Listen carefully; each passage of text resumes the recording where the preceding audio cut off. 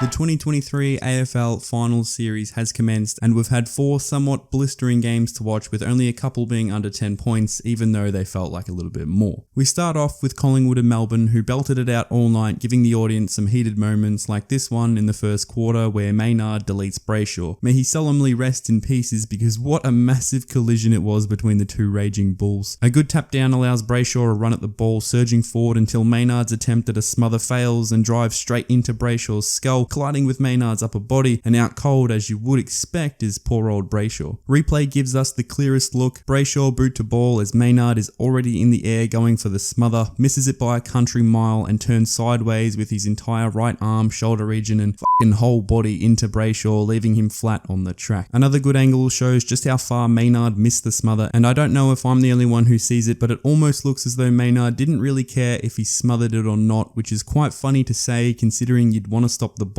And the reason I'm saying this is because of how fast he puts his hands down to either protect himself or turn side on with his dominant side into Brayshaw, who was helpless, which unfortunately in the end caused harm. Not his intention, sure, and it is quite a freak incident. A few opinions coming out that of, but he tried to smother and couldn't go anywhere else, or Cripps's one last year was the same thing and he got let off, which is definitely the best argument yet. Out of the tribunal, Maynard recalls making contact with the ball. Interesting considering he missed it by a country mile, with his own evidence as it was a surprise he had come into my way. Well, where else is Brayshaw going to go? He can't kick a ball then instantly teleport to market. Maynard trying to persuade the board is earning itself quite difficult, because even if he didn't turn and stayed straight on, he believes that the same collision would have happened, albeit without the side arm and the shoulder that he did turn with. A flinch reaction. This makes more sense and a better angle to come at this one with. Maybe put it back into the board's shoes. What if they were in a position where they were already in midair going for a smother, missed the ball, in fact even smothered the ball, and had come down to land? You're going to accidentally do damage nonetheless, and it's an unfortunate mistake. Shit, maybe put me in a suit and send me in there. A funny statement coming out from the board. Leaping forward in the air with force to an opponent running in the opposite direction holds a key risk of badly injuring their opponent, breaching duty of care to other players. Well, letting Brayshaw run past Maynard would breach my duty of care to my team and ultimately lead to a goal. And I'm sorry, but isn't this a contact sport where freak incidents like this can happen regardless of accidents or not? A player in this position who wants to smother, it might just be too unsafe to do so because of the forward trajectory. Unsafe to do so. So again, we're just going to let Brayshaw run through for an open goal, or do you want me to try and leap for a tackle considering he is in the motion of kicking the ball? What do you actually want me to do? The one sentence that was reasonable was, had his hand come down and braced, it would have logically cushioned the blow. Yes, definitely it would have cushioned the blow, and the fact that he turned side on isn't a great look for Maynard, and again, why he's in hot water for this incident. But Maynard has been cleared of rough conduct and is free to play in the prelim. I waited 4 hours for something that should have just been an email. It's quite surprising to see that the board has cleared him, considering the fact that it was head-high contact which left a player unconscious. The MRO disregards accident or not and goes straight to the tribunal, which can be extremely unfortunate like some believe it is. We've also got Van Rooyen, who should be in hot water after a knock to McStay, leaving him McDead. He tries to help him up like when the older brother hits the younger one and pleads not to tell mummy and daddy, but the replay unfortunately gets Van Rooyen, who is definitely getting grounded for this incident. Also, can we mention that there was no high free kick, which is,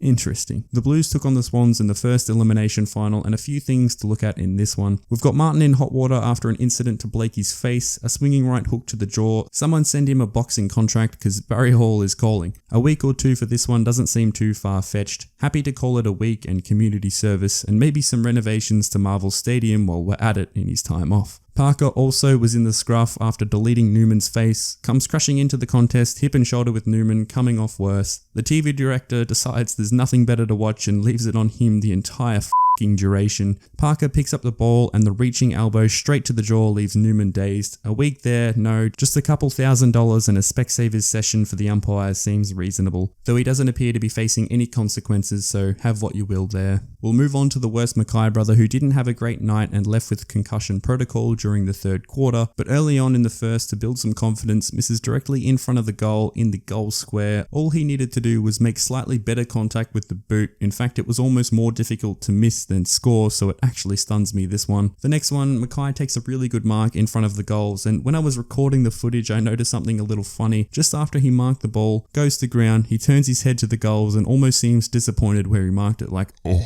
which wouldn't do his self-esteem anything great knowing that he knows he's going to miss it straight in front. Sure enough, cooks it quite badly, and to some the concussion was actually a good thing because once off the ground there was little impact without him nonetheless. I think a lot of the fans want him playing the Curnow role, which would be to push more forward of the footy because he's got great hands and he's a very good field kick, whereas Curnow currently has it all. Saints and Giants in the day game saw quite a lackluster duel. We've got a funny play with Tom Green booting a ball that lands out of bounds, crowd wanting to deliberate with the other green in somewhat close proximity, a throw in is called, and as Toby is coming back into play, he sticks his hand out trying to give the umpire a high five, which is just, I don't even know what his mind was thinking at the time, like mate, that's not your teammate, or is it? It's just too good to pass up and was much needed in this one. Honestly, other than that, the Saints had a couple of good comeback plays with multiple goals in a row, but never really could get anything going. Even with the crowd support, they just didn't seem up to the challenge against the Giants, which for a final is quite sad and shocking to see. Lastly, the Lions thumped the Power at the Gabba after an unrelenting game with the crowd at full blast. One of the more memorable moments was when Charlie Cameron bags a couple of quick goals, which pumps the crowd right up with Country Road.